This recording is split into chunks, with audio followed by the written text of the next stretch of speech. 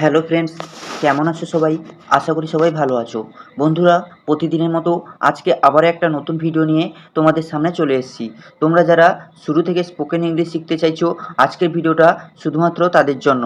বন্ধুরা, ধৈর্য ধরে ভিডিওটা দেখতে থাকো।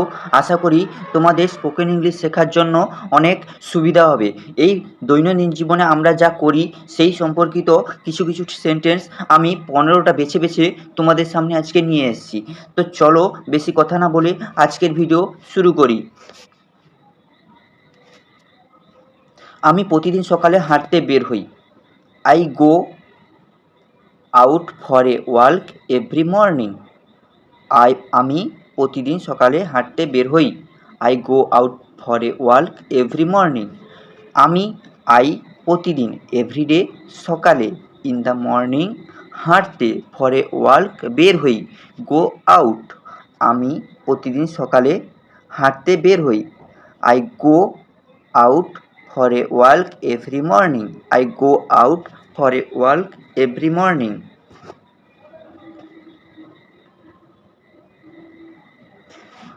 দ্বিতীয় নম্বর বাক্য বা 2 নম্বর বাক্য কি বলছে? তুমি কি আজ আমার সাথে যাবে? Will you go with me today? Will you go with me today? তুমি কি আজ আমার সাথে যাবে?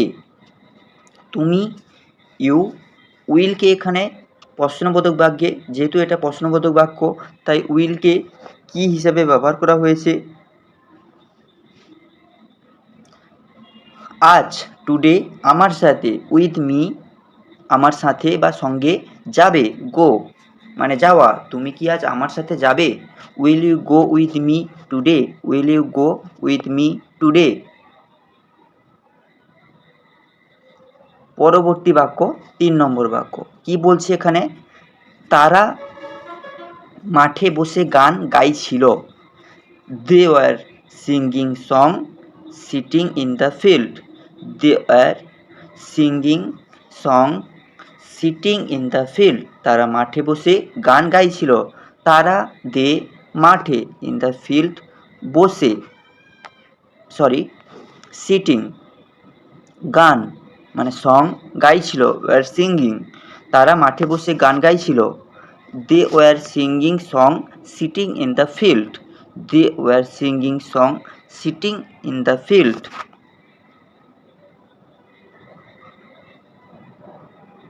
পরবর্তী বাক্য কি বলছে?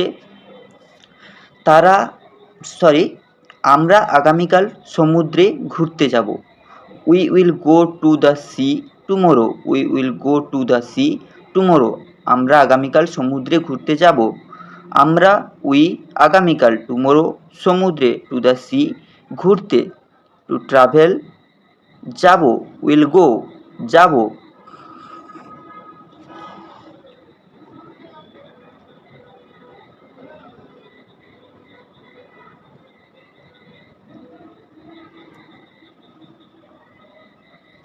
তাহলে পুরো বাক্যটা কি হচ্ছে?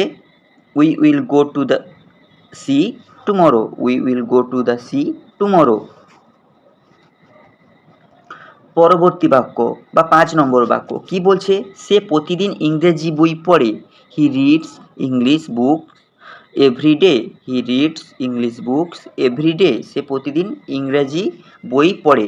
হি রিডস ইংলিশ বুকস এভরিডে। সে প্রতিদিন ইংরেজি বই পড়ে। হি প্রতিদিন, এভরিডে ইংরেজি মানে ইংলিশ, বই বুক রিড পড়ে। সে প্রতিদিন ইংরেজি বই পড়ে। He reads English books everyday. He reads English books everyday. আশা করি তোমরা যদি এই ছোট ছোট একটা একটা ওয়ার্ডের মানে খাতায় লিখে রাখো এবং সেই সঙ্গে সঙ্গে ডেইলি প্র্যাকটিস করো, তোমাদের ইংরেজি শিখতে 15 দিনও সময় লাগবে না। কারণ এগুলো প্রতি দৈনন্দিন জীবনে আমরা ব্যবহার করে থাকি এই সব বাক্য।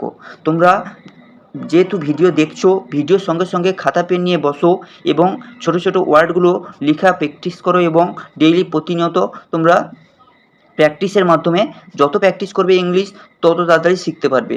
ধন্যবাদ। চলো পরবর্তী বাক্য 6 নম্বর বাক্য কি বলছে? আমি দুপুরে ভাত আর মাছ খেলাম। I ate rice and fish at noon. I ate rice and fish at noon. আমি দুপুরে ভাত আর মাছ খেলাম। দুপুরে অ্যাট নুন ভাত মানে রাইস অ্যান্ড এবং বা আর মাছ, ফিশ খেলাম, এট, I ate rice and fish at noon. I ate rice and fish at noon. আমি দুপুরে ভাত আর মাছ খেলাম। পরবর্তী 7 নম্বর বাক্য কি বলছে? আমরা একসাথে খেলাধুলা করতে ভালোবাসি। We love to play sports together. We love to play sports together. আমরা একসাথে খেলাধুলো করতে ভালোবাসি। আমরা একসাথে টুগেদার খেলাধুলা, স্পোর্টস করতে, টু ডু করতে ভালোবাসি, লাভ। তাহলে পুরো বাক্যটা কি? We love to play sports together. We love to play sports together. We love to play sports together. আমরা একসাথে খেলাধুলো করতে ভালোবাসি। পরবর্তী 8 নম্বর বাক্য কি বলছে? সে গতকাল সিনেমা হলে গিয়েছিল। সে গতকাল সিনেমা হলে গিয়েছিল। He went to the cinema yesterday. He went to the cinema yesterday. He গতকাল, ইয়েস্টারডে সিনেমা হলে, টু সিনেমা গিয়েছিল, ওয়েন্ট সে গতকাল সিনেমা হলে গিয়েছিল। He went to the cinema yesterday. He went to the cinema yesterday. 9 number বাক্য আমি এখন মোবাইল ফোন ব্যবহার করছি। I am using a mobile phone now. I am using a mobile phone now. আমি এখন মোবাইল ফোন ব্যবহার করছি। আমি এখন, now mobile phone. Mobile phone মানে মোবাইল ফোন ব্যবহার করছি। Am using, I am using a mobile phone now. I am using a mobile phone now. 10 number বাক্য শিক্ষক আমাদের ইংরেজি পড়াচ্ছেন মনোযোগ দিয়ে। The teacher is teaching us English attentively. The teacher is teaching us English attentively. The শিক্ষক আমাদের ইংরেজি পড়াচ্ছেন মনোযোগ দিয়ে। শিক্ষক, টিচার, আমাদের, আস মানে আমাদের, ইংরাজি, ইংলিশ পড়াচ্ছেন, ইজ টিচিং মানে পড়াচ্ছেন মনোযোগ দিয়ে, অ্যাটেন্টিভলি। পুরো বাক্যটা কি হচ্ছে? The teacher is teaching us English attentively. শিক্ষক আমাদের ইংরেজি পড়াচ্ছেন মনোযোগ দিয়ে। The teacher is teaching us English attentively. পরবর্তী 11 নম্বর বাক্য কি বলছে? আমার বাবা প্রতিদিন অফিসে যান।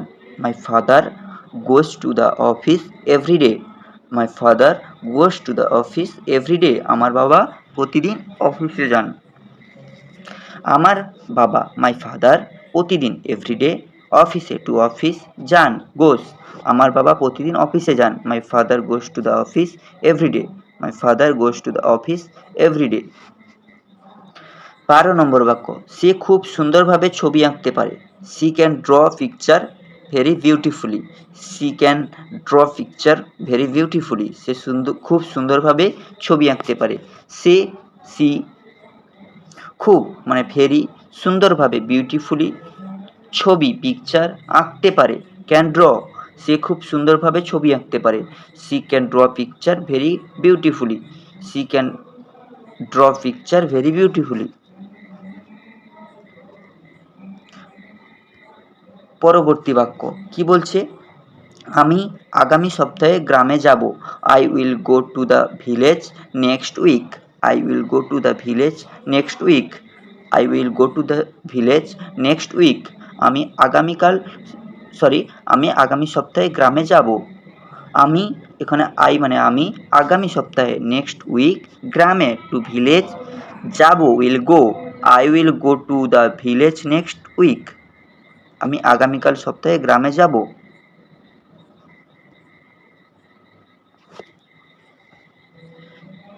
14 অর্থাৎ 14 নম্বর বাক্য কি বলছে? আমরা রাতে একসাথে গল্প করছিলাম। We are talking together at night. I are talking together at night. আমরা রাতে একসাথে গল্প করছিলাম।